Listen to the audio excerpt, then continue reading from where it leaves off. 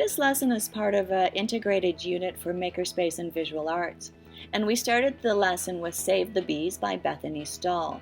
Then the students designed and created bee hotels using Cava planks.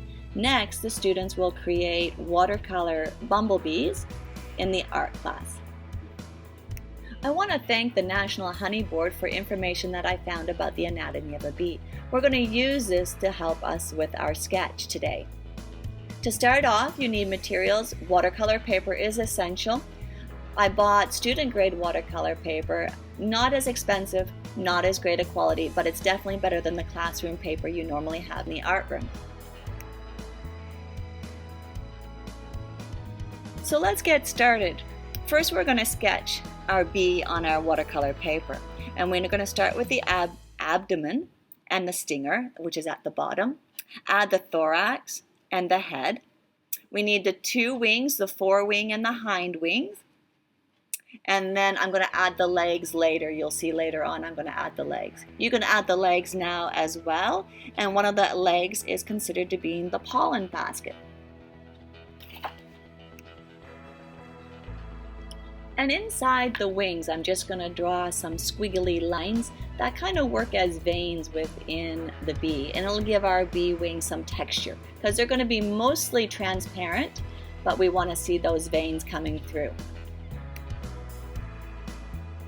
Now, working with watercolor, what we want to do is we want to start with the darker shades.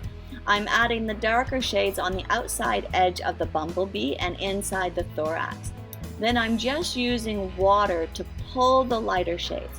When you add the darker shades on the edge of the bumblebee, as I am in the abdomen, it's going to provide it with the illusion of being rounded. So we want to have darker on the outside, and then you see I just get water on my brush and I'm pulling the black paint, the watercolor paint, into the middle. And that's going to make it appear to be rounded.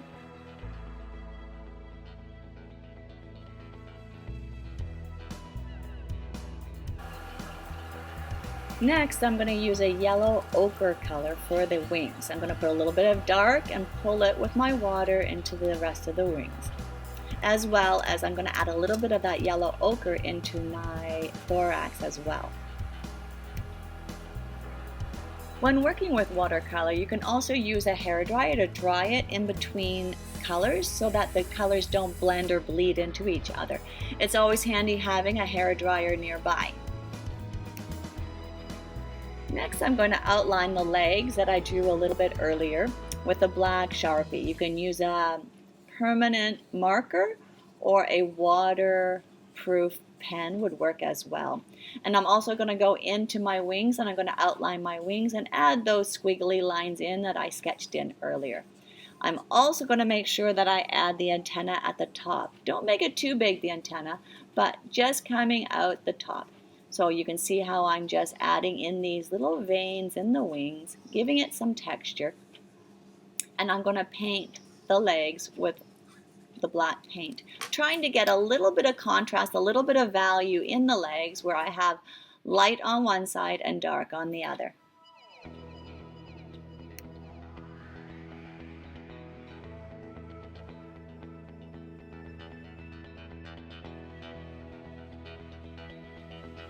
Now that my bumblebee is done, I'm going to work on the background. And what I'm going to do for this is I'm going to use a wet on wet technique. Now, it would be better if I was using clean paint, but it's okay because I know I'm going to go in with a dark blue on top.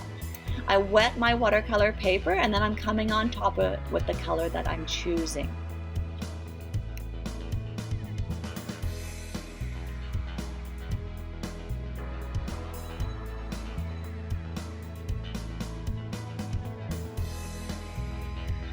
And lastly, what I want to do is I'm going to grab a little tissue and I want to add some background dots on it. So I just put the tissue around my finger and I do little dots, and when the paint dries, we're going to see those dots in the background. And there's the final product.